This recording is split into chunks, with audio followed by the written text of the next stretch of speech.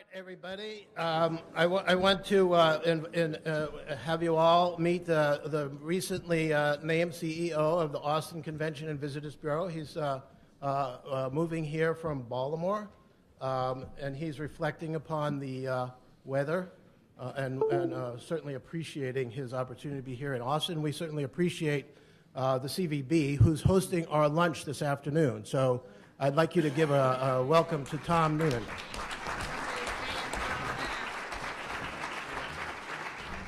Well, let me first apologize to that video. We are the live music capital of the world, not the taped music capital of the world, apparently. So, but if you ever get to see that video streaming, it's actually pretty good. Sorry about that. But as Jim mentioned, I moved here about 9 months ago from Baltimore, Maryland, with all the snow up there. I know it sounds like a really good decision this morning, but the fact that my wife is one of these crazy Longhorns, I had no choice but to get back to Texas, and I'm really excited about being here in Austin, Texas. So first of all, I'm Tom Noonan, President and CEO of the Austin Convention and Visitors Bureau, and welcome to Austin. Is this anybody's first time to Austin? Show of hands? Wow. Awesome. That's great.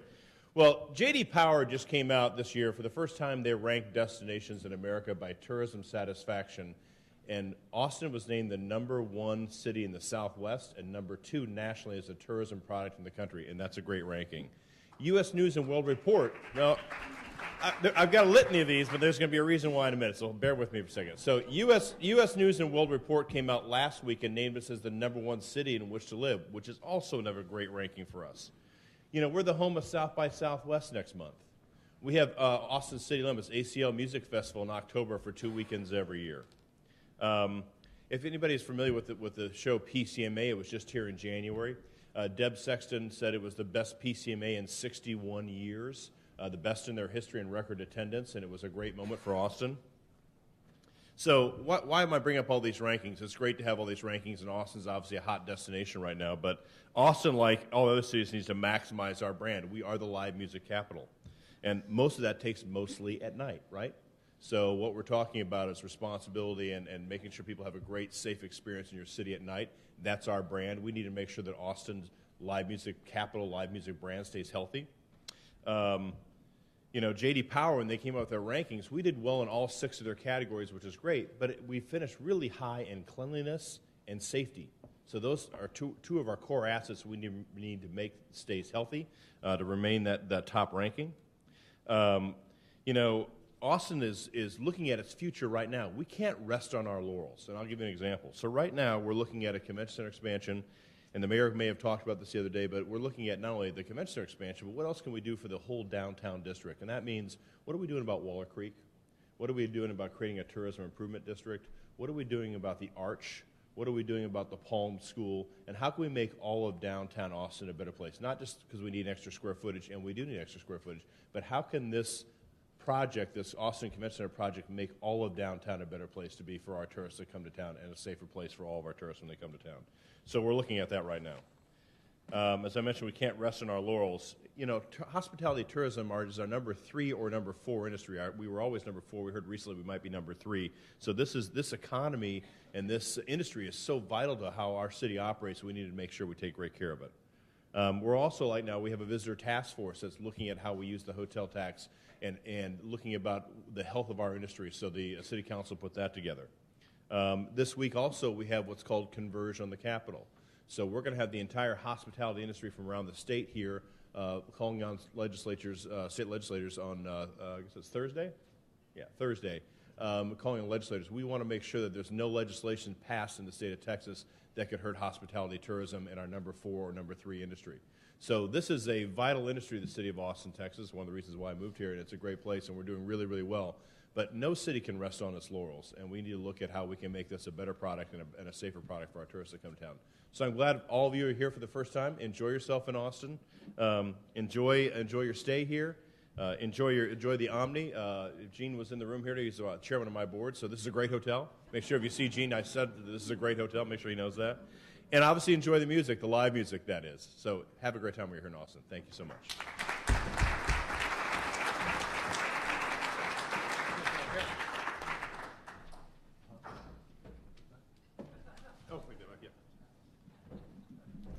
All right, now we're going to move on to our session, and I'm honored to have this panel because I think they really represent the pinnacle of what we're here to talk about. And each of them in their own right has established and defined the standards as it relates to the management of the nighttime economy or the social economy, as we're trying to get people to start thinking about.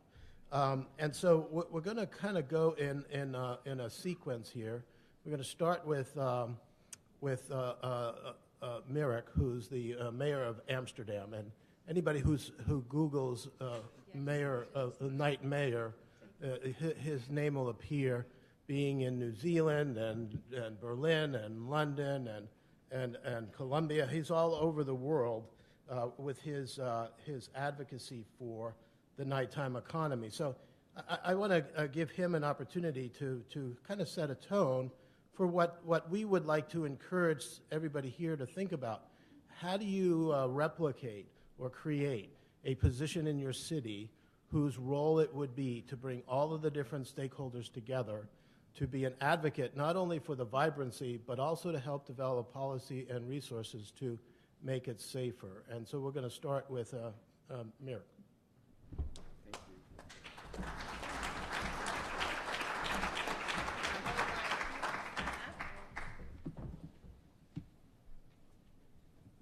I'm going to take this out. Good morning, everybody. It's great to be here. Thank you for the invitation, Jim, and thank you for putting together such a great event. We're going to have this great panel afterwards, so I'm not going to speak very long, but I want to tell you the basics of what we do. So for me, this is already a great day because 10 minutes, yes, got it.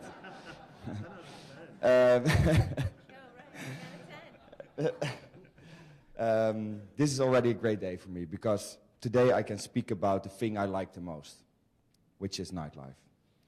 And in 2012, I started this role of the Night Mayor. The Night Mayor is an independent, non-for-profit foundation. We really want to bridge the gap between the municipality, small business owners, and small business owners like nightclubs and festivals, but also city residents. We always say is by having a dialogue, you can change the rules of the game. So why is it so important to have this dialogue? Because the night is always seen differently than the day. So when you have a problem at night, the first reaction of city's officials is to say, okay, we have to stop this now, instead of bringing all the stakeholders together and try to come up with a solution, try to find the middle path. This is something which I see happening everywhere in the world, and really often when city's officials or mayors say we have to stop this now, they're really often killing an industry with it as well. Because what a lot of people forget is when there's a lot of people dancing, there's also a lot of people working. And this is something that's why I think it's so important to have a vibrant city. Because why do you need to have a vibrant city? Because the night is a creative point is a meeting point for creative talent.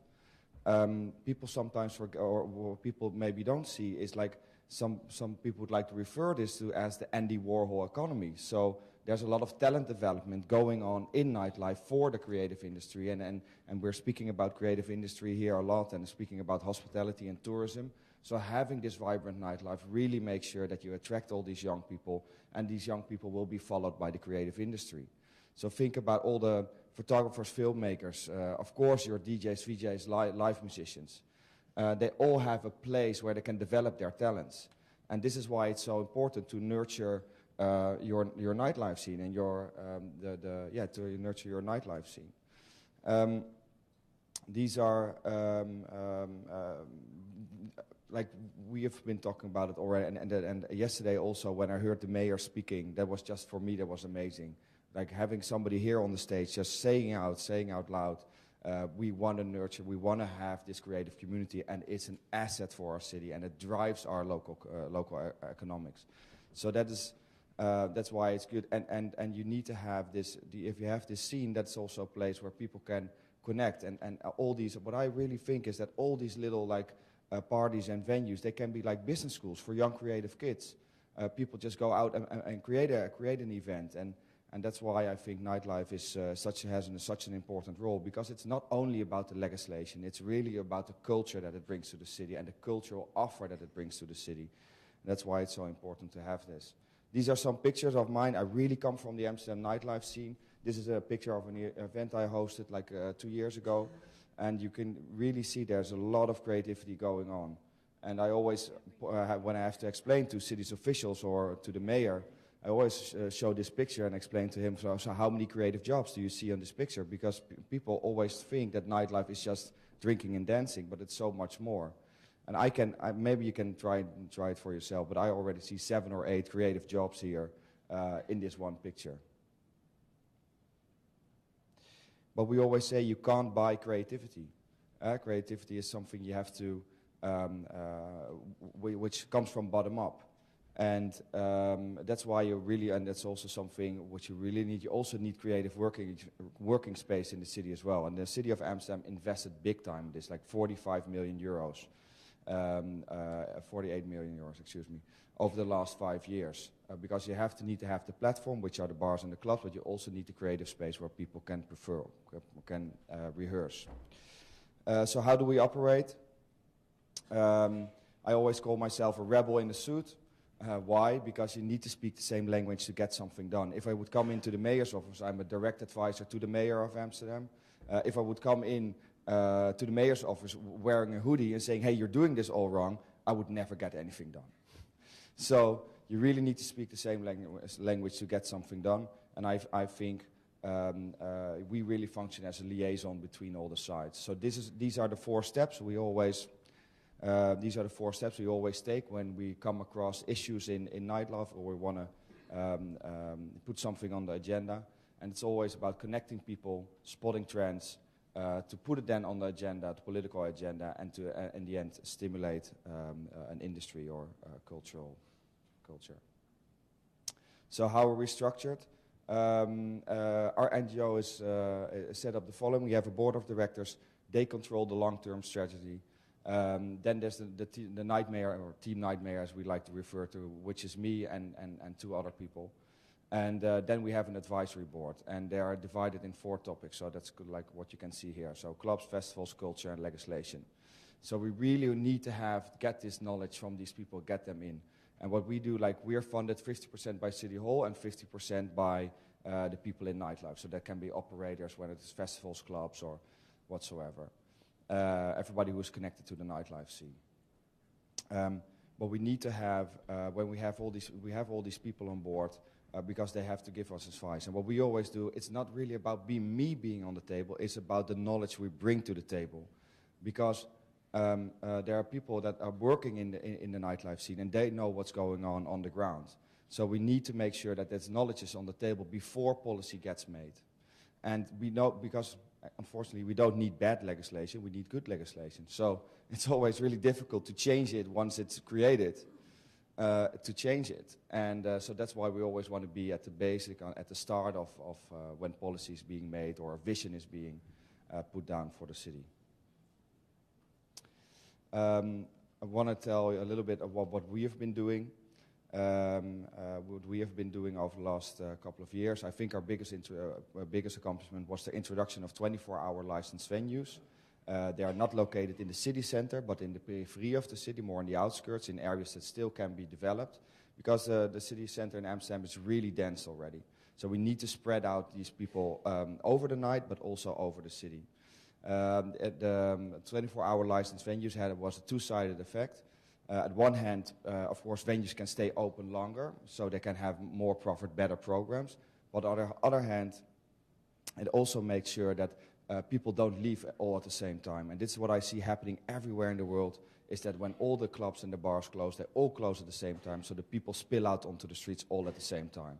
And when you have like maybe a big nightclub, like 1,000 people or something, when they spill out onto the streets, it's not controllable anymore.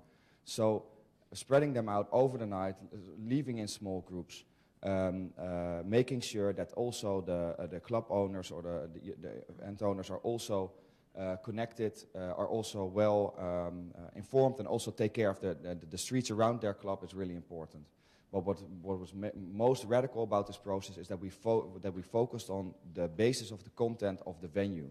So we were focusing on the quality of the content instead of just looking, do you have 4 walls, a roof, and a bouncer in front of the door? And this was really radical in Amsterdam, because for the first time we were programming the city. thinking about, okay, what kind of venue, what kind of nightclubs do we need in Amsterdam?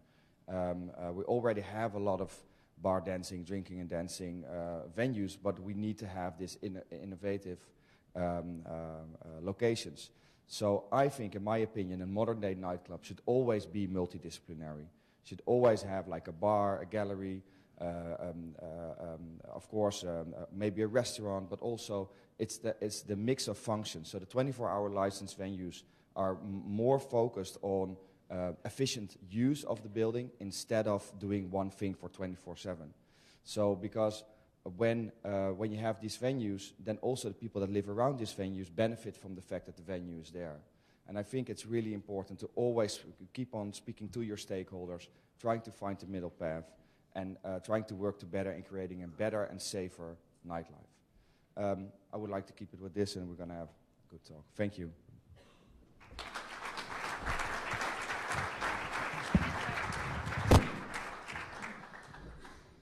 Well, thank you. We're going to switch over to our North American perspective, and while Mirik is a real good ambassador for the creatives, I think what we want to be able to also focus in on is finding the next slide.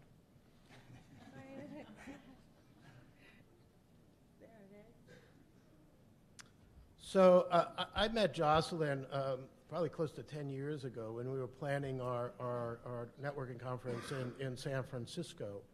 And at the time, the San Francisco Entertainment Commission was still just getting its legs, and in some ways, some people were questioning what its role was and if it was really necessary. But I think as you learn more about Jocelyn, you'll realize that she brings a great passion for the work that she does. And I think she's been an inspiration because we've had her as a speaker not only at our conferences but at International Downtown Association and other conferences, and she just recently did a tour of Australia. She did go to England and Berlin. So she is spreading this concept around the world. But I want to invite Jocelyn up as our next speaker.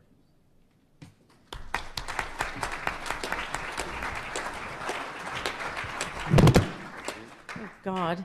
So I'm really happy to be here as well. I do speak a lot, and one thing that I sometimes do is swear. Okay, so good morning. If I do it, I apologize in advance, all right? I don't know. Let's see if what happens. Again, I'm Jocelyn Kane. I'm the executive director of the San Francisco Entertainment Commission. And I only have 3 slides because I was told this is not a big PowerPoint deal. But I just wanted to give you I got a 10 already. Woo! All right. Sweet. I just want to give you a sense of where the Entertainment Commission sits, and I think part of what we're doing here is giving you models of how, if your city doesn't have a sort of formal structure or even informal, like Amsterdam, that you could consider sort of how to do this. And so this didn't happen all at once, by the way. We were started, the Entertainment Commission, as you can see in the center, was started by a vote of the people of San Francisco, which happens a lot in the city. We can put things on the ballot with signatures, and maybe that's all of California. And then if you win, you get what you asked for. So the Entertainment Commission was created in 2003. And it's a charter commission, which is to say then it's in the city charter. The only way to get rid of it is to have another vote of the people. So for me, that's really important. It's really important for you to decide some kind of sustainable method. If a mayor's office creates an entertainment or music office or nightlife office, it can go away with the next mayor, as can its staffing. And so that makes me nervous. And sometimes people will do that, and you'll see that come up, and so think about something more sustainable. We were basically created because before the Entertainment Commission was, the police did which is totally normal, right? They issued entertainment permits if you have something like that in your city. and they were the judge, jury, and executioner, if you will. And the commission was created to take away primarily the licensing and compliance, the regulatory work. So we started with a very unsexy sort of thing. I don't know how to do this. Oh, I've ruined it, Jim. How do you move the next slide? I just want to go to the next slide. Just go enter. Oh, enter. Got it. Sorry, I knew I would do that. And I don't make these slides, by the way. I have an assistant who makes really nice PowerPoints. I have no idea how to do this. So this is the base of what we do, right? So we issue permits, we regulate and enforce them. I have two folks who are like sound techs, basically. They're inspectors of a variety of conditions on permits, but they also, go out when we have sound complaints. And my day is not filled with like joy and advocacy. It's filled with people calling me about, I can hear the bass again, why aren't you doing anything? Someone peed on my front lawn. And I fully expect to have that pee conversation this next couple of days. I have it all the time. So we spent probably the first 5 or 6 years kind of getting ourselves together and creating what is this thing, what does it do. There's a sort of short list, if you will. Ensuring compliance is a neat way to say, right, keeping all of those permittees in line. In San Francisco, we do have extended hours premises permits, so we do have a handful of places that stay open 24 hours, potentially. Can't serve alcohol in California past 2, so we do have that sort of mass exit problem, too. Yeah, that's what we do, really basic. Okay, I'm going to hit return. There it is. So this is the last slide. How cute. So how do we plan for it? And I think what the story is, the short story is that we spent the first, like I said, 5 or 6 years sort of getting ourselves together and figuring out what we were and figuring out how to recognize what is entertainment, what is nightlife. And then we did an economic impact study, which I think there's a session on, Ben. Everyone go, and you get to have the information around what is this industry you have and what is it worth. If you want policymakers like the folks up here that champions yesterday, who were like Bruce, who are in positions of policymaking, to understand this, you got to count the value. So we did that, and then we worked. More recently to protect what we have, because you've heard, Mirik said it, and we've got a showcase about San Francisco later that the notion of nothing good happens after midnight is still real and is still out there, particularly, the folks that don't go out very much at night feel like, I don't go out there, I don't know what's going on. So you have to go about protecting it, and one of the things that we did, and again, I'll go through this in the showcase, is legislation around protecting nightlife venues from new development and residential development, and most recently hotel-motel development. So I'm now in the business of dealing with like what they call project sponsors or developers. I never thought in my life I would like know how to design a building or talk to some guy about how to, make sure the foundation isn't locked to the thing next to it, so when the nightclub's on, the whole building shakes. Like, I do this now. But it's really important that we keep our entertainment venues safe. And then, work on growing. And so this picture was great because I always sort of talk about how when we started the Entertainment Commission, we were sort of underwater for a while.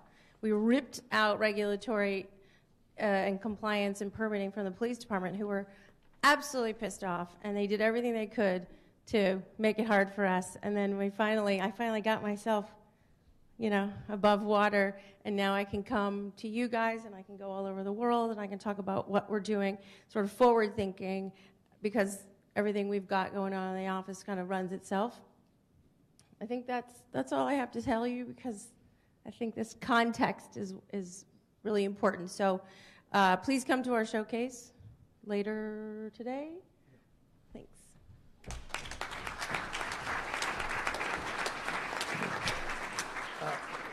You will be able to hear more from the different sections of San Francisco.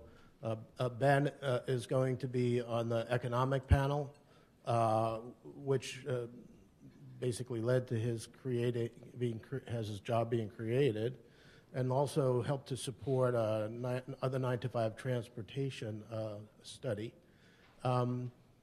And then this afternoon, there'll be a much more in-depth featured showcase of San Francisco, but there's really going to be 4 great city showcases.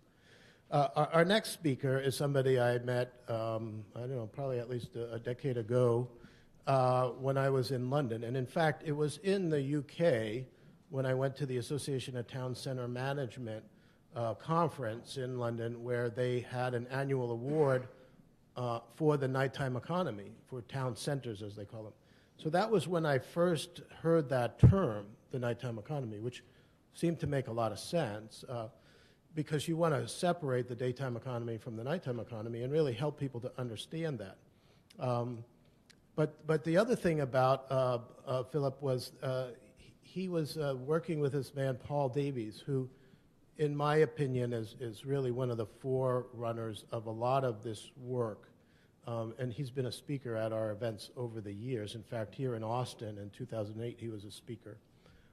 But he helped to develop the Purple Flag, which is an awards program for town centers that meet certain criteria. But there was also another program that's developed in the UK called Best Bar None, which is an annual awards program where businesses that meet certain criteria at an annual dinner get recognized for what they do. San Francisco has their 90 Awards, which is a parallel way to acknowledge and recognize not only businesses, but bartenders and other people who work in the industry. But more importantly, I think there was a grand experiment in the UK in 2003 where they rewrote their licensing laws. And I think they developed one of the most innovative approaches to licensing. I don't know if it's still there, maybe he can clarify, where they basically came up with 2 licenses. One for the property, one for the premise, and is it suitable for different types of uses? And then secondly, a license for the operator. And does the operator demonstrate the ability to manage that use for the property as it was developed?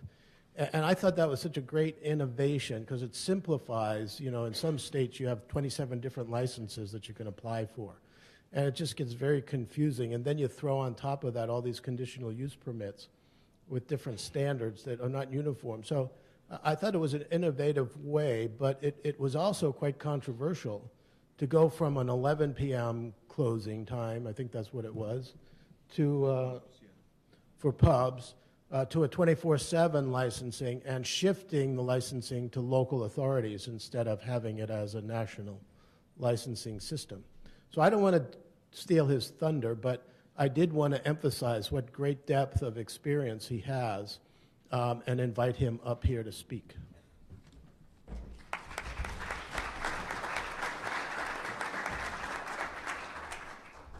Well, thanks, Jim. Thank you for inviting me, and thank you to Austin for hosting us. I've had a fantastic time here. Oh, no, I'm good. I've wandered around the place. I've been... Can you hear me at the back? Can you hear me in the camera? Need the microphone. I've had a wonderful time wandering in and out of the bars. I've had a fantastic time chatting to members of the Downtown Alliance, chatting to the police officers, and I had the best breakfast I've ever had in my entire life yesterday at the Stubbs Gospel Brunch. I'd come all the way to Austin just for the Stubbs Gospel Brunch.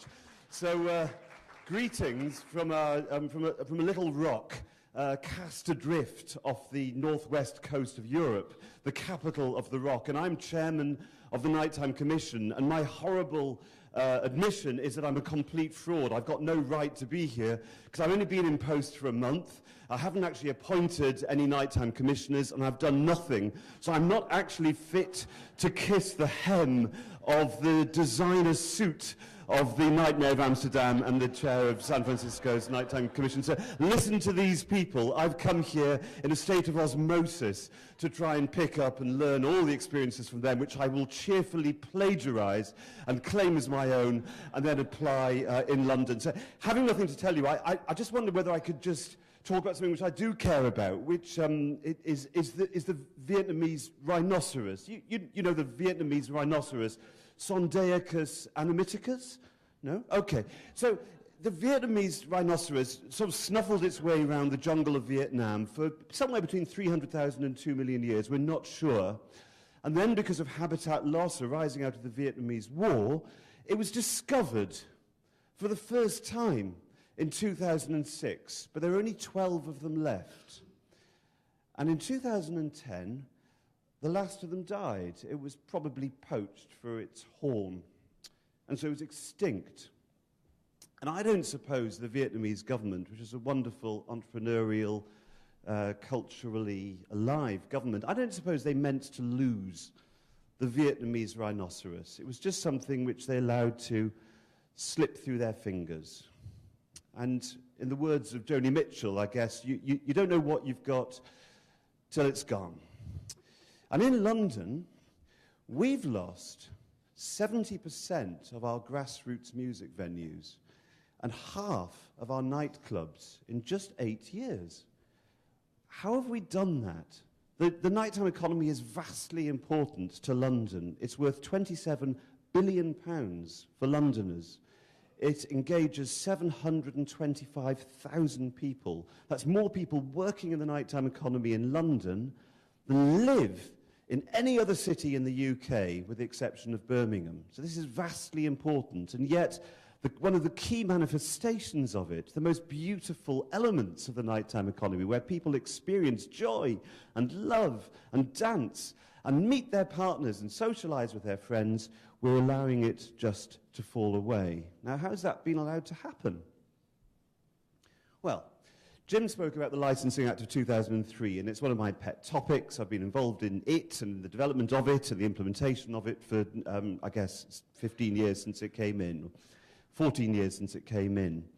And it's got all sorts of good elements to it, one of which was mentioned by Jim. It's a huge law, we could spend a day on it, but there's some important elements which I think are responsible for what's been going on. The government was trying to deregulate by expressing objectives of the system. These were the prevention of crime and disorder, public safety, the protection of children from harm, and public nuisance. And the underlying philosophy was if you're not harming one of those objectives, you should be able to do precisely what you want to do. You put on the events you want to put on, for the times you want to put them on, in the places that you want to put them on. How wonderful is that? What could be better? You should be allowed to do what you want to do as long as it doesn't harm somebody else or some interest of public importance. But the problem with it was it didn't express the other side of the equation, the cultural importance, the economic importance, the importance to the life of the town and the city. And that left an enormous vacuum, which was then filled by enforcement agencies. By the way, I work for enforcement agencies. I've got a great deal of admiration for enforcement agencies. But when a police force comes in and says, now this club, this 2,000 capacity nightclub, has had 7 assaults and 9 thefts and 6 affrays over the last year, what does the poor licensing authority do except revoke the license or put burdens on the license which make it almost impossible to operate? I've got clubs in London where you get breathalyzed before you walk in, then you have to go through a club scan, then you have to go through a search arch, then you have to go through search wands, then you have to have your pockets taken out. There's one club, Fabric, which is very famous, which I represented. When I last went, I nearly had a colonoscopy on my way into the club. And welfare services, and medical services, and door staff at the ratio of sometimes of 1 to 25, so driving the club out of existence, even if the club doesn't have its license revoked. That's one element of it. There's other elements. We favour the sale of alcohol in supermarkets. I can walk into Tesco's, one of our biggest brands. I can buy 24 cans of Foster's, one of our biggest lagers, for £10. Well, young people, what are they going to do? Are they going to do that, or are they going to go into a pub or club and buy a pint of alcohol for £4 or £5? So they've tended to preload. And then they'll come into the nighttime economy already pretty drunk, and if they get past the door, they only need 1 or 2 more drinks. Maybe they only want to pay for 1 or 2 more drinks before they become drunk, and they're a problem. So that's a very important element. The inability to smoke in licensed premises has been a very big deal. People will prefer now to socialise at home, watching Sky TV, watching the sports on TV, smoking, drinking alcohol from supermarkets, rather than necessarily coming out to the nighttime economy. The rise of ecstasy in our nightclubbing scene has been very important. It's cheaper and in some senses more pleasurable for a lot of people to take a couple of pills and drink water, let's be straight and honest about this, than to drink alcohol and actually pay the club for the entertainment which they're getting. And then there's been other things. The agent of change principle is an important new principle which is going to be introduced into planning. The idea that if you build a residential block next to a music venue, you're the one that's got to take the responsibility for ensuring that your new residents are not disturbed. Well, that's all very well. But what about the landlords who've seen, because London is now a fantastically expensive city. I can buy a studio flat in the middle of London now for as little as £1.5 million. Well, what's a landlord going to do? Are they going to support the little grassroots music venue? Or are they going to evict the tenants and turn the whole thing into a residential block? I talked to an economist last night who called that market failure. Well, what I put to him, I don't think he agreed with me, was that Marx predicted all this. This is the end game of the market. We will, if we're not really careful, we'll lose these venues like we've lost the Vietnamese rhinoceros. We will lose them because we're careless, because we don't take enough care, because we don't strategize, because we don't have a vision for what we want to attain and then put in place the measures to attain it. So, inspired by some of these thoughts, last year I wrote this little pamphlet. I think you can find it online on the RHI website, or the website for this conference, called the Manifesto for the Nighttime Economy. I'd actually written a 1,500-page book on this about 10 years ago, but amazingly, more people have read this pamphlet than ever read my 1,500-page book, which is something which I'm really, really unable to understand. And it wasn't a job application, but it did lead, it was one of the things which led to my being appointed to this role as chairman of the Nighttime Commission, working alongside the wonderful new Night Tsar for London, Amy LeMay, and her job is going to be an advocate, to be a fighter for the nighttime economy, to do all sorts of grassroots work to raise the profile of the nighttime economy across London. My job is policy and programmes. I've got 2 minutes. I'm just going to tell you how we've started. We've expressed 10 preliminary principles for the development of a wonderful nighttime economy. I'm just going to share just a few of them with you quickly. The one which is closest to my heart and which reflects what the London that I love is the nighttime economy should work for you whether you're old or young, rich or poor, black or white, gay or straight, disabled or otherwise, and whatever your interest happens to be. The second is that the nighttime economy, we must see it as a wonderful landscape of culture, of leisure, of retail and service provision. We lose out if we treat it as a youth-oriented, alcohol-driven monoculture. A third is that we must be strategic. We can't have nightclubs on every street. It won't work in as dense a capital as London. So we've got to strategize for what goes where, and that involves integrating planning and licensing. The fourth is that we've got to have environments which give you a sense of arrival, which are safe, welcoming, diverse, and accessible. And the fifth and last is we've got to protect, because for the majority of Londoners, their major leisure activity at night is sleep.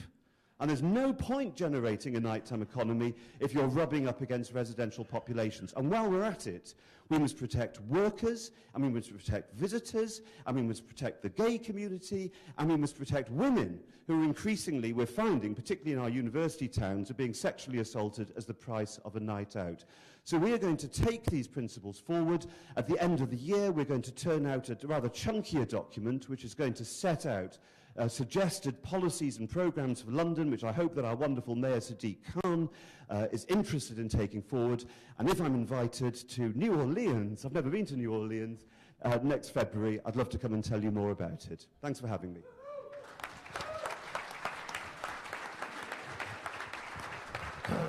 Well, maybe he wants to run for the chair of the North American Nighttime Commission. So we'll create a new position for you, Philip. So this is really just going to be a dialogue or a discussion for a while, but we're really going to open it up to audience participation, because I think you may have a lot of questions.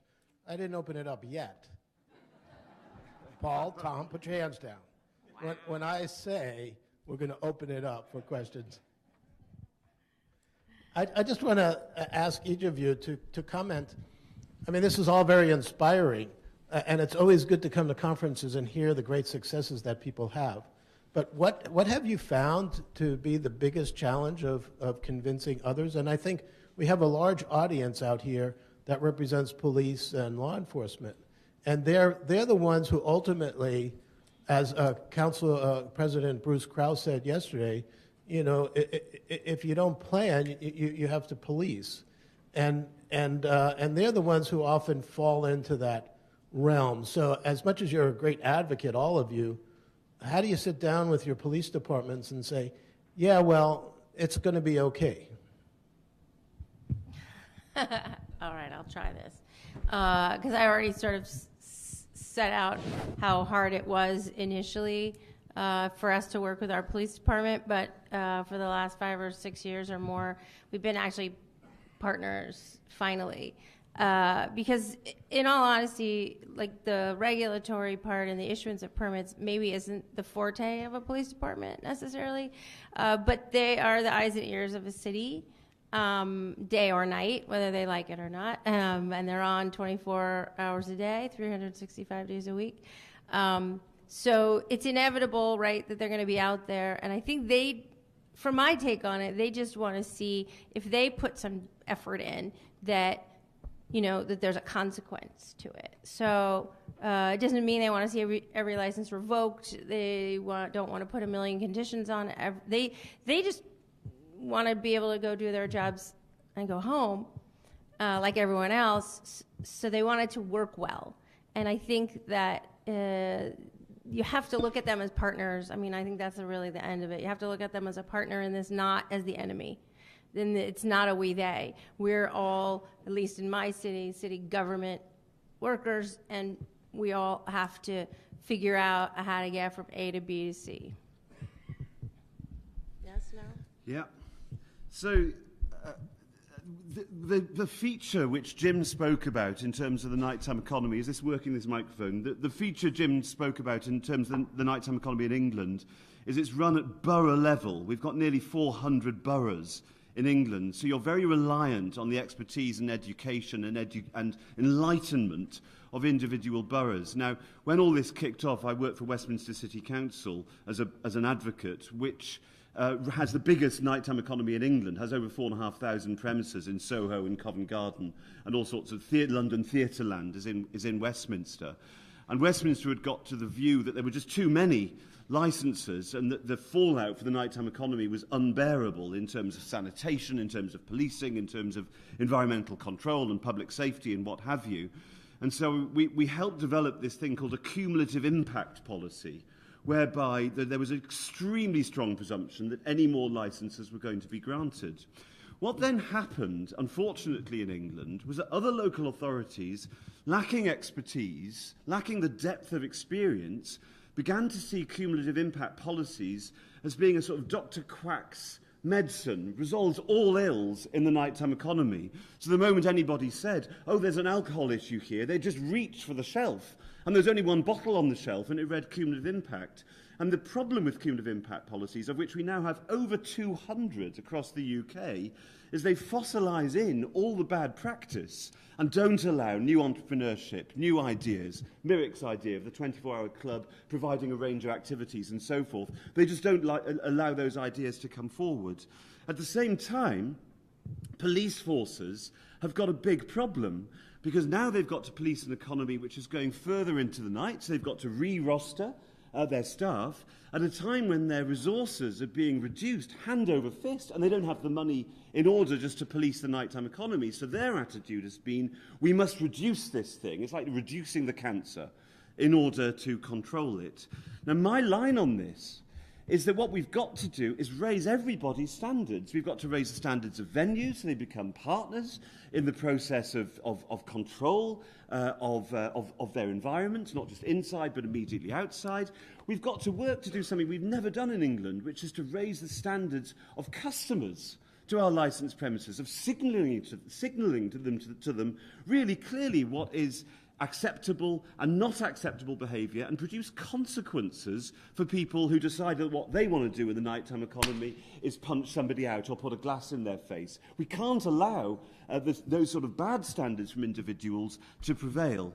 And we've got to enlighten local authorities as to all the different ways that they can produce better nighttime economies rather than seeing them as a villain and just controlling them. So one of the things I've done, for example, is that there used to be a number of voluntary schemes in England. What Jim's mentioned a couple, which I chaired, Best Bar None, which is about the safety of premises, Purple Flag, which is about safe, welcoming and diverse and accessible public environments at night, but many others, community alcohol partnerships to do with children drinking in the nighttime economy, the pass scheme to deal with identity passes, pub watchers, where all the pubs in an area work together to try and ban repeat offenders and so forth. And what I did was to try, through a piece of advocacy, to try and bring all of those options together into something called the Social Responsibility Alliance, so that we could say to local authorities, it's not complicated. There's a single shop window. Here's all the ideas you can improve things without regulating them out of existence. And I'm really hoping that through the Nighttime Commission we can further these ideas of bringing people together in partnership to find better and more lucid ways to drive ourselves forward into a more imaginative deployment of our public resources to improve our nighttime economies rather than just trying to regulate them out of existence. Sorry, a long answer to a short question. You can't see him, but he's like literally jumping out of his chair. Yeah, I can see him. All right, Mirik, you have anything to add to that? I can't really add anything to this whole story because, like, I think you pinpointed it straight away. I think a big difference is between Amsterdam and, for example, London, but maybe also in the US, is that the mayor runs the police. So the city council and politicians, they decide what the city, in which direction. So the police can't speak on their own, saying we want this or we won't want this. The biggest challenge we had to overcome with the 24-hour license venue was really, was actually that it was really also about rostering, because people were saying, okay, the police said we have this gap in the night from 4 or 5 a.m. till 8 a.m. When the nighttime economy transfers into the daytime economy again, and they didn't want to work the whole night through. So and why didn't they want to do that? Because of course they needed to have more resources for that. But what I really think is that and I think that it actually should be so normal, is that when cities benefit, like Amsterdam attracts like 17 million tourists every year, and we only have 850,000 people living in Amsterdam. So we benefit big time from having this great nighttime economy. So I also think that politicians should be stand up and say, we just need more budget for the police. We need more budget to create, for example, together with the city, we created a mobile website, a really simple mobile website, which is a device where city residents can report their complaints, and the complaint goes straight away to the first community officer, which is in the neighborhood. The community officer is not the police. They don't wear a gun, but they can write a ticket. I don't know if you have the same system, but this report goes to these people. And but of course, you can create an app, or you can create a website. But if the police or the law enforcement doesn't have the resources to go to all these reports of nuisance, what do the residents gain from it? So it's really also about politicians stepping up and then maybe going over budget, but taking care of the residents and making sure that there's enough budget for them to police or to control the nuisance which is created by people. Can I just echo that? It's so important that. I just view it with total consternation. If somebody wants to build a housing estate, a new housing estate in a town, they never say, oh, no. You can't build that because think of all the burglaries that there are going to be in this housing estate. We must suppress housing estates because we've got to keep crime down. But when it comes to the nighttime economy, it's the single area of our life, where you actually restrain it because you think the more premises there are, the more crime there's going to be. Of course there's going to be. Yeah. There's crimes on football matches. There's crimes committed on our roads. We don't stop building them. No. So the nighttime economy I've always seen as sort of a single beacon of restraint in our cultural life. And the other thing we have is that you can have a nightclub, say, of 2,000 people, and over the course of the year, inevitably, there's going to be 20, 30, 40, or 50 assaults. In the same way, there'll be 200, 300, 400, or 500 thefts in a supermarket, but all of these assaults go down as black marks against the premises, rather than asking the important question, is the premises doing its bit to keep the place in order, to keep the customers controlled, to provide a safe environment, and if crime happens, it happens. Instead, a tally is kept, and then the premises are attacked. And the effect of that is to dampen entrepreneurship, is to deter investment in what should be a growing part of our economy. Okay, since Jocelyn brought up the P issue, I think it might be an interesting conversation. Of all the cities we've worked with, I would say besides sound, public urination or bio-waste is the biggest complaint that many people have. Now, when I was in Amsterdam, I was riding around on my bike, because, everybody rides around on their bikes with the happy faces. And no helmets. And no helmets. They don't wear helmets there. But and then there was this tractor trailer riding down the street filled with these portable urinals.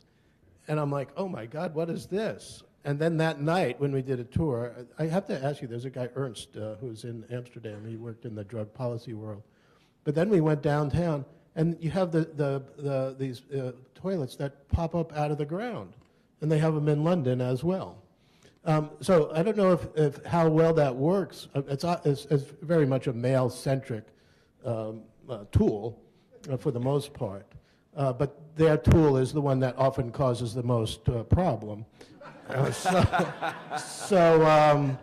Because they don't plan, women plan. But anyhow, Jocelyn, this is like a pressing issue. Is it a pressing issue in your countries? That people are peeing in public, or are these facilities helpful? Well, go ahead. Again, it's a topic that comes up. I'm not sure that it's really what we should be talking about. And I think that we have tried to change the conversation and the content of the conversation over the years, and I think we've been successful in San Francisco such that we don't have to say what Philip's saying a lot anymore. We don't have to say nightlife is responsible for the ills of the city. Luckily or unluckily, there's obviously the conversations around other things now, and most of, what did you call that? The waste, human waste, bio-waste, is frankly not from patrons of nightlife. It's a really easy thing to blame. Oh, it must be those drunk guys peeing. We have a huge homeless problem, and I think Austin has a problem, and lots of cities do. And frankly, I've never seen a nightclub patron take a shit on the street. I haven't. Have you? You have? Including women. Oh my God! Well, I thought London was a nice place to be. Okay. Well, anyway, I don't want to have this conversation, which is sort of where I brought it up. I'm like, we need to elevate. We need to pivot. We need to say really and stop demonizing alcohol and stop demonizing nightlife. Because if we spend a lot of time on it, then that's the topic. It's not the topic. So I don't know if that helps you. We don't have urinals that come out of the ground. I don't know, but I think there is a role that cities have to consider, that they have to provide. How many of you have not peed today so far? So, it's something that everybody does, but we don't make facilities for people to, that are, excluded from that. Where I live in Santa Cruz, the city gives a stipend to businesses that open their restrooms up to the public, and it really works well. But you guys, I was just amazed in Amsterdam. Of the most impressive things, other than the coffee shop, That's not unique anymore in the world. That's true, yeah. So I think this is really important. When I got interviewed for my job, they said, don't worry, you're not going to have to do toilets. And I said, no, I really want to do toilets. Because I think from the point of view of all the other users of the economy, the shop owners who have to open up in the morning, the people who come out, remember we're densely residential in London, the people who come out of their front door in the morning and find that someone's thrown up or peed on their front doorstep, to them this is the experience of the nighttime economy. And I don't feel you can look at the one without looking at the other. So I think there's all sorts of stuff to be done here. The one is the pop-ups, and the pop-ups in central London, I should have the figure at hand, but it's thousands of gallons of urine is not going into the gutter because of the pop-ups. But there's other things. I think that premises could take more responsibility for having longer wind-down procedures so that people actually get the chance to say goodbye, calm down, pop to the loo, maybe have a bit of hot food before they go out into the nighttime economy. And I'm also talking to developers now about, well, why do we have to push people out of the front door of a club and then they're hanging around waiting for the next tube or in a taxi queue? Why can't we provide them with civilized cafes in the middle of the night where they can go into, where there is sanitation, where they can go and calm down, have a hot coffee, chat to their friends and wait for their transport? So I think all those are important issues. In 19th century London, benefactors would produce water fountains so that people could just drink clean water out on the street. And I now walk around London and they're all sort of disused and cut off. But even that, I think, would be useful. If someone's come out of a nightclub and they're feeling a bit like that, tipsy, how good would it be if we could give them free water on their way home and just give them an opportunity to sort of dilute what's in their system? So I do think that the sort of the public utility system, for my part, is all part of the equation. Yeah, good. Like, I think still in Amsterdam we can do a lot more. There's actually funny that you brought up the free water availability to fresh water. We are now thinking also that, like, when it comes to nighttime economy or places or nightclubs, that there always should be accessible free water, like on the bar, just for people to drink. So people also, when you see it, you start drinking it. I think so. Okay, so the biggest problem in Amsterdam is. Everybody hates though the portable toilets being driving around the city all the time, but still, because it doesn't look really fancy. But it's good that they're there and they're being put into place every weekend, definitely in the entertainment districts. I think it's also really about, we were working with a project from a Dutch guy actually living in Sydney called Designing Out Crime, and it was really about lighting in the streets and making sure that because always when people go out, the moment they step out of the light, they think they can do whatever they want. So you also need to make sure that the little side streets are well illuminated, that everywhere you go, that people also have the feeling, maybe not like that people have the feeling they're being watched, but at least that the environment is it's a good environment to be in. Our biggest problem is when we have big events like Gay Pride or King's Day. Then you suddenly have, of course, like 600,000 people coming to Amsterdam to rave, more or less, to party like a full day. Then we have a really big problem with toilets. And I think the city can do even much more. When 600,000 people are attending the city, what are 10 toilets going to do? Nothing. So, but how many toilets are we going to put in then, of course? So that's always a cost-benefit thing to look at. Thinking of other ways to deal with it, opening up. So what happens in Amsterdam is during these big events, people open up the toilets in their house. So people can go there and ask charge 50 cents or something to go to the toilet. So we also have to think about other ideas. Yeah, that's how it goes, but it works, So, so we really have to also think about other ideas how we can tackle these situations. Right, I have one final question, then I'm going to open it up. But you brought up the taxis. The taxis. One of the problems in many cities, particularly now where you have what we call TNCs, transport network companies like Uber and Lyft, and not here in Austin, but generally speaking.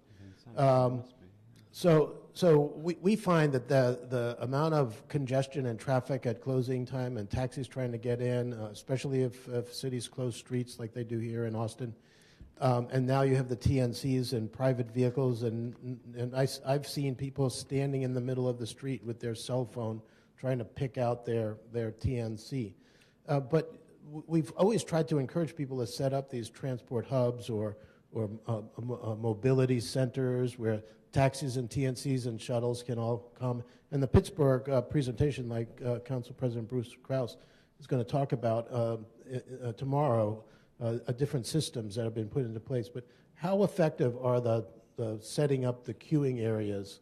Because I know that at least in the UK, it's more common. I don't know in Amsterdam. But I would say that in some of the provinces, we've got much better a door staff from individual premises working together so as to marshal taxi queues. But I cannot describe to you how seismic the effect of Uber has been on the London transportation network. The idea of a taxi queue now in central London would simply be laughed at. The numbers of Londoners signing up to Uber is running at something of the order of 10,000 a week. So the black cab trade is really catching a major cold because it's much, much cheaper to travel in an Uber, even at surge times. And if there's 4 of you in an Uber, it's much, much cheaper than it is to take the public transport system. Now, our wonderful Transport for London is now building up a nighttime network. There's always been wonderful night buses in London, and now we're getting into night tubes so that they're running 24 hours a day on at least half, I think, of the London transport network. That's utterly crucial. And then all we've got to do is ask ourselves, once somebody gets to the end of the line, how they're going to get the last mile. And it may well be that Uber has got a role to play there.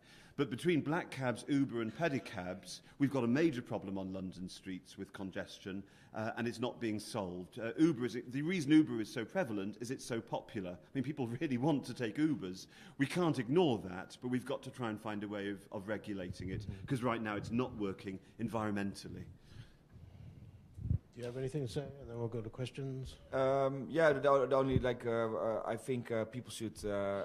There's a famous saying in Amsterdam that brains travel on bikes.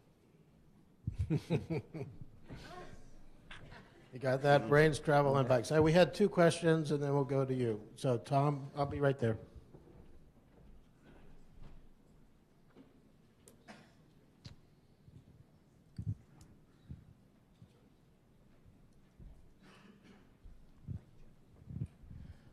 For communities that aren't as well established as your 3 locations, could you each tell us how large is your staff, what's your total annual budget, and what's your source of funding? Are you paid all by government?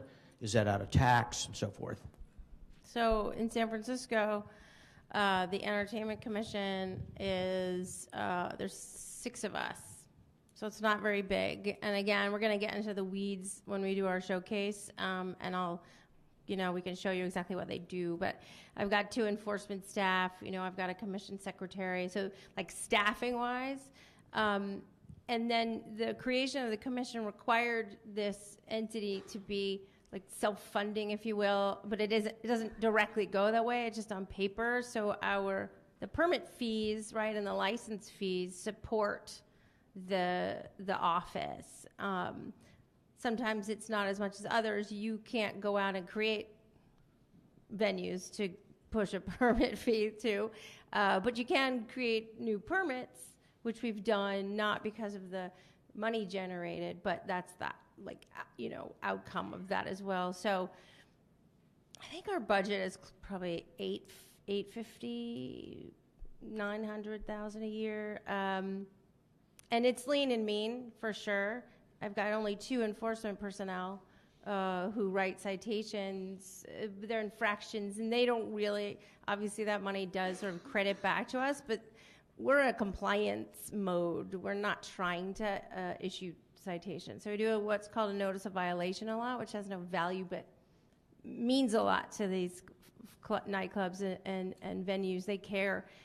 It is it's like a report card, and they don't want a mark on it. So they sort of pitch a fit with an NOV, which is fine with me because then we fix the problem. But anyway, it's general funded, but right on paper and the accounting, it goes through based on everybody paying their license fees annually. Okay, so to explain this answer, I just need to explain a little bit about the structure in London. There are 33 boroughs in London, and they are the ones with the direct licensing, compliance and enforcement powers and planning powers, and each of the boroughs has their own police force, albeit under the general aegis of the Commissioner of the Metropolitan Police. The Mayor of London, for whom I work, has no licensing powers, and his direct planning powers are simply to write the overarching document, which is the London Plan, and has no policing powers either, although there is an advisory oversight body called the Mayor's Office for Policing and Crime. So, although this is a city of 8 million people, the Mayor has really no direct influence over the size and shape and enforcement within the nighttime economy. So we are really tiny, we're completely new. Amy, the night czar of London, is a half-time role. I'm working on a quarter-time role, which I couldn't afford to do if I didn't have my day job as a barrister going to court and representing the police, local authorities and the industry. I'm hoping and predicting that in 5 years' time we will have a department which has convened and advocated and persuaded and shown leadership. But it's extremely important. The most important thing we can do is bring the boroughs together and work hand in glove with them and inspire them to better action, because if they don't like what we're doing, then nothing will happen and our jobs will have been a complete waste of time. Mic drop. So we have, so we were, how do you say it, a person and a half. We have one full-timer and one half-timer. We have an annual budget of like only not the projects, just for salaries like 80K or something. So we're really small still. We're funded so more or less 50% by city council, or by the actually directly by the mayor, and 50% by entrepreneurs in nightlife. We established like a club of 100. This club pays an annual fee that can be festival promoters, club owners, etc., etc. They pay an annual fee, and we organize different networking events for them and working together with them. So yeah, we more or less, we started in 2014 was our first year. And so the budget is going up every year, step by step, but it's still really, really important to persuade people, because we have a really good mayor in Amsterdam, but really understands what we're doing. But of course, that is also he's not going to be there forever. So we really have to make sure that we now establish that everybody trusts us, that we have this bridge of trust with all the stakeholders, that when he steps down, the organization can still keep on going. If I can just add one more thing. I mentioned this really earlier, but economic impact studies are vital. And if you count the value, and in San Francisco we did a few years back, and it was $4.2 billion, the expenditure on the order of that any of us are talking, and certainly the teeny tiny ones over here, are nothing. But it has to be in concert with that conversation. You can't stick your hand out and say, give me the money. Show your folks in policy offices how much it's worth. And as Philip said, if you lose it, if the rhino is gone, that's the golden goose, you won't have anything. So I think they go together. All right, we've got a couple of questions. Yeah, Bob Pomplin. I just had a couple things. Phil, your website, Best Bar None? Yeah. Huge information. You should tell these people how to get to that. The other one is the Purple Flag program, I think. Yeah. That's huge. And then in Amsterdam, call Bob.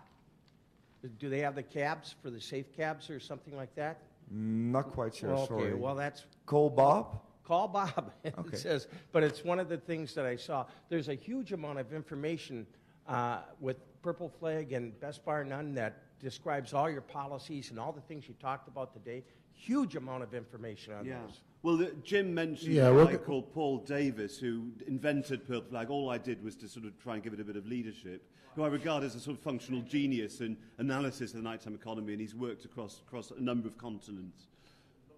Yeah. Yeah, Philip's going to be doing a session tomorrow. We have two people here, Robert Smith, who does a lot of security training, and J.C. Diaz, who's with the International Nightlife Association. I was there in Ibiza last year, and they've developed in the European security standard. So we're hoping with Philip and J.C. and Robert, tomorrow's session that'll be facilitated by our next questionnaire. How can we develop a more comprehensive approach to setting some security standards? I was just going to follow up and say, I was just going to ask a question and basically and say, you know, in the last year, we've had really bad things happen in nightlife because nightlife is a soft harbor by nature. Yeah. Hospitality is welcoming. We want people to come into our venues. We want people to go out and enjoy themselves and have fun. We don't want to go through the colonoscopy that you described in London, you know, for our guests as hospitality operators.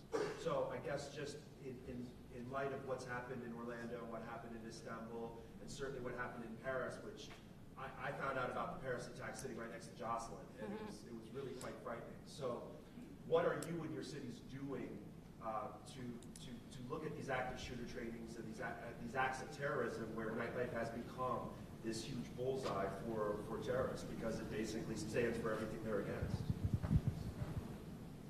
Anyone? Yeah. I have addressed this same issue with the Mayor of Amsterdam, and the only thing he had to say, I'm not going to let other people make me afraid. So, but that was, of course, for me, absolutely not a good answer. Right. So there is no, but there for him there was like, so this is a really difficult topic. I don't have an answer to that. Okay. So I'm also on the board of a body called the Sports Ground Safety Authority, which was set up after an enormous disaster in an English football match at Hillsborough in 1989 when 96 people died. And when I got to be on the board, it was my first question. What are we going to do about terrorism? Because we can talk about people falling down the steps and people standing up in the seats and in the seats and tipping over, etc., till the cows come home. But what are we going to say when the bomb goes off? What are we going to say when somebody walks in with a Kalashnikov? And so I've got the government and the board to agree that counter-terrorism should be part of our licensing objectives. Because it seems to me if you're running a stadium of 50, 60, 70, 80, 90,000 people, well, you ought to be doing some pretty good work on counter-terrorism. So that's fine at that sort of level. But what do you do at Bataclan?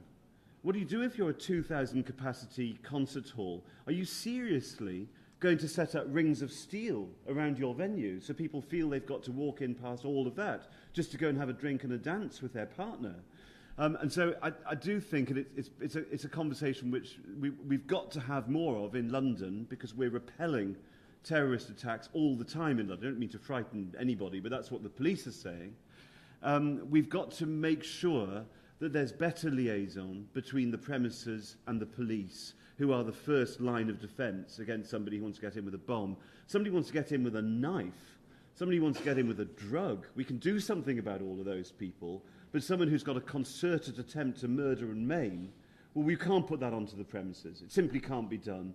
That's where there's got to be better work between the counter-terrorism police and the industry as a whole. But I wish I had a great answer for you. If any of us had, we'd be a less fearful society.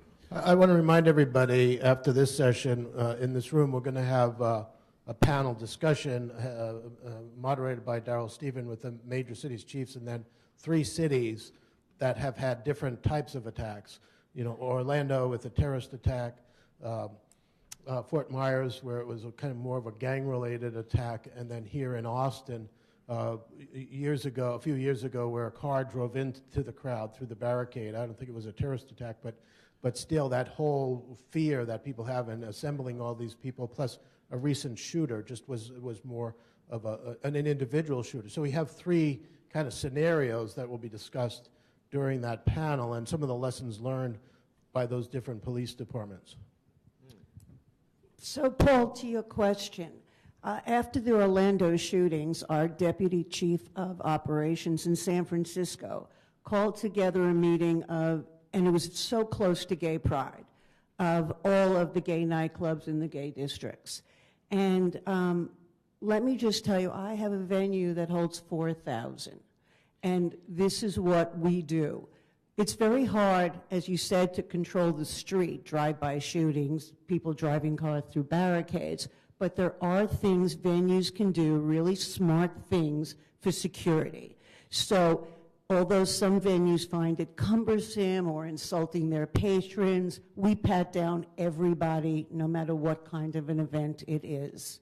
And we look for weapons or drugs, and we take them away. Before we open our doors, we absolutely scan our entire venue, because you don't know who's coming into your venue during the day, whether it's the UPS guy or the FedEx guy. If it's really a UPS guy delivering a package, maybe he has a beef with you. We look under every garbage can, in every garbage can, behind every toilet in the building before we ever open our doors, to make sure that no one has left anything behind that could be a bomb or a weapon. We are very cognizant, and we have, I mean, San Francisco requires one security guard for every 100 people, so we have at least that. So we roam the room all the time, and we're very, very aware. We're not lazy, and as far as cost goes, it's money well spent. This is going to be our final question from, who's going to steal a thunder from his presentation? I'm from Orlando, and my question's nothing to do with the terrorism. I wanted to commend all three of you, specifically the gentleman from London, because what I've heard from you is everybody needs to be involved. The beer distributor, the person in the parking lot, it's not a police problem. I'm a 28-year police officer. Everybody goes home at 5 p.m., and then every issue, whether it's homeless, whether it's trash, peeing in the public, how many kids that are now, senators or lawyers, doctors, solving cancer got arrested for peeing in public somewhere? I didn't. I ran away, and then I talked my way out of it.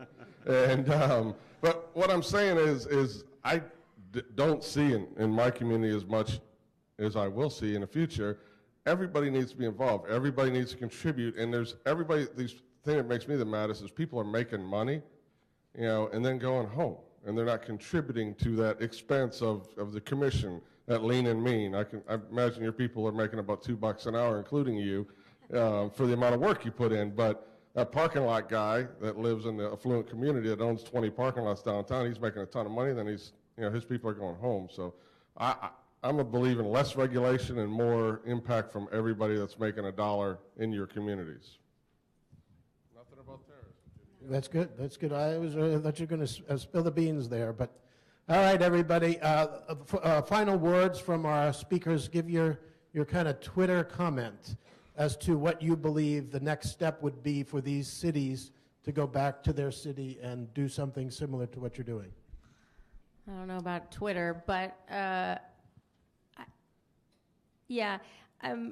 said this earlier, everyone comes to these conferences, and thank you for coming, whatever role you play, because it means you're drinking the Kool-Aid a little bit. And hopefully by the end of this, you'll drink the whole pitcher down, and you'll really grasp and understand this sort of gospel of how nighttime economies are really important for your cities. And then take the time that it takes and communicate, and I'm happy to give anybody my card, about how you think for your city the next step. Don't expect to go from nothing to an entertainment commission and economic development directors and whatever quickly.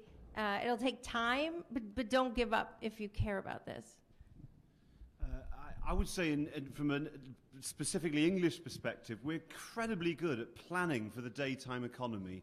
How many houses, how many shops, how many factories, how many offices, where they're going to go, how we're going to serve them by transport and supply networks and all that. We're incredibly bad at planning for the nighttime economy. And because we see it as a threat, there's a negative discourse arises out of this. And often from the venue owners, it's a peculiarly British thing. We're quite a rule-based nation.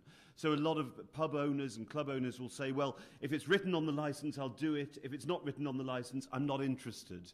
So what I like doing is the idea of bringing together all the people who are stakeholders in this mission, the residents, the businesses, the promoters, the developers, local government, the public protection agencies, and having a much more lucid conversation about what is our vision for the nighttime economy and how do we want to get there over the next 10 years? What are the practical steps we've got to take? So that's my takeaway from this morning's session, for which thanks. Yeah, we always say is treat people with facts instead of emotions, and that's really important when it comes to the nighttime economy. Really, it's really about the facts. Invest in quality instead of in furniture. Nobody's going to learn anything hanging out in a VIP bar. You know, you need to have quality programming. That's where people will connect. And the other thing, these are all things we took out of the Night Mayor Summit we organized in Amsterdam, and that is you need to unify your nightlife scene. The operators need to work together and speak in one voice to the municipality. So you need to have this bottom-up community from the nightlife scene working together, but also you need to have the top-down structure where city government wants to work together with these operators in nightlife to create a safer, better, and more tolerant. All right, well, thank our panel, and we do have the Omni Hotel is hosting their famous donuts, whatever those famous, what do they call those donuts? What's your local donut? Huh? I don't think it's Buddha. It's some kind of Austin notary. Yeah, well, anyhow, there's donuts and coffee. And the other thing, if you've never been to Austin, if I could suggest, if you want like a sunset experience, if you haven't been to the Bat Bridge, you really have to go to the Bat Bridge. I mean, really, it'll be your strawberry moment when you're in Austin if you go see the bats. But thank you all, and we'll take a break, and we're trying to keep very tight to the schedule, so make sure you're in your room.